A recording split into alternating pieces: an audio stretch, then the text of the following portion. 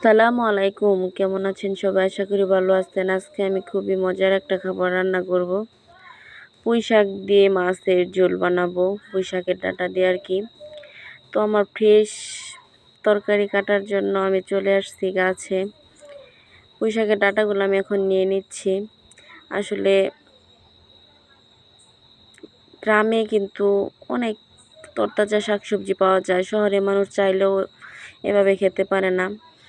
গাছ থেকে তরতাজা শাকসবজি পেড়ে মাটির চুলায় রান্না করে খাওয়ার মজাটা কিন্তু অন্যরকম। গ্রামের ফুরফুরে পরিবেশ আসলে অনেক সুন্দর একটা পরিবেশ। ডাঁটাগুলো দেখেন অনেক সুন্দরভাবে ধরে আছে, অনেক ডাঁটা গাছে। তো আমি পরিমাণ মতো ডাঁটাগুলো উঠে নিলাম। এখন এগুলাকে আমি কেটে কুটে নেব। যত্ন সহকারে এগুলাকে আমি কেটে কুটে নিচ্ছি। আসলে কুয়ের ডাঁটাটা কিন্তু খারাপ না, সবাই কিন্তু মোটামুটি পছন্দ করে এই খাবারটা। তো আমার অনেকটা বেশি পছন্দ।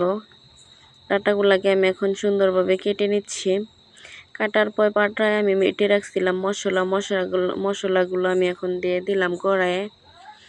পরিমাণ মতো তেল দিয়ে দিছি। আমরা যে কোনো তরকারিতে মশলা তেল এত বেশি খাই না, পরিমাণ মতোই খাই। তারপরও আমাদের রান্না আমাদের কাছে ভালো লাগে। তরকারিতে বেশি মশলা দিলে, বেশি তেল দিলে কিন্তু তরকারি স্বাদ হয়ে যায় না। পরিমাণ মতো মরিচ, লবণ, হলুদ, ভালোভাবে তরকারিটা কষানো, ঠিক মতো রান্না করা, এটা কিন্তু মেন প্রয়োজন। তো দেখেন প্রত্যেকটা মশলা আমি এখন ভালোভাবে এখানে দিয়ে দিচ্ছি। দেওয়ার পর আমি এগুলাকে সুন্দরভাবে তেলে ভেজে নিচ্ছি। প্রত্যেকটা মশলা আমি এখন ভালোভাবে সুন্দরভাবে ভেজে নিচ্ছি। তরকারি মজার একমাত্র কারণ হয় মশলা ভাজা। মশলাগুলো ভালোভাবে ভাজতে পারলে, কষাতে পারলে তরকারিটা মজা হবে। তো দেখেন আমার মশলা ভাজা হয়ে গেছে। এখন আমি এখানে দিয়ে দিব ডাঁটাগুলা বেশি আমি কষাবো না, বেশি কষালে ডাঁটাগুলা লাল লাল হয়ে যাবে, তো তরকারিটা স্বাদ লাগবে না। এর জন্য কম কম কষাবো আমি। দেখেন ডাঁটাগুলা দিয়ে সুন্দরভাবে নেড়ে চেড়ে আমি কিছুক্ষণের জন্য ডেকে দিচ্ছি। মাছগুলো আমি সুন্দরভাবে ভেজে রাখছি, একদম করে ভেজে রাখছি, ভালো করে ভেজে রাখছি। এর জন্য মাছগুলো আমি কষালাম না, শুধু ডাঁটাগুলা দিয়ে দিছি। ডাঁটাগুলা দেখেন আমার কষানো কিন্তু হয়ে গেছে। সুন্দরভাবে নেড়ে চেড়ে এটার উপরে আমি মাছগুলো আলতোভাবে বসিয়ে দেব। আসলে আমার ফ্যামিলিটা অনেকটা বড়, এর জন্য অনেক তরকারি রান্না করতে হয়।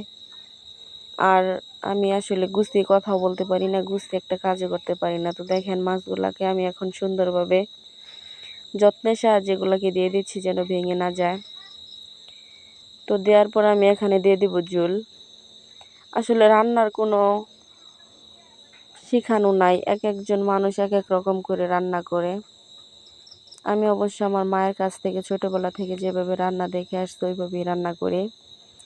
তো দেখেন তরকারিটা আমি এখন দিয়ে দিচ্ছি পরিমাণ মতো ঝোল। ভালোভাবে নেড়ে চেড়ে এটাকে আমি এখন ডেকে নেব। 5 থেকে 7 মিনিটের মতো আমি এগুলাকে জাল দিব। জাল দেওয়ার পর দেখেন আমার তরকারিটা কিন্তু হয়ে গেছে। খুবই মজার একটা খাবার, পুঁই শাকের ডাঁটা দিয়ে মাছ। খুবই মজা। অবশেষে আমার রান্নাটা হয়ে গেছে। তো দেখেন তরকারিটা কিন্তু অনেক মজা হয়েছে। ভালো থাকবেন সবাই, সুস্থ থাকবেন। আল্লাহ হাফেজ।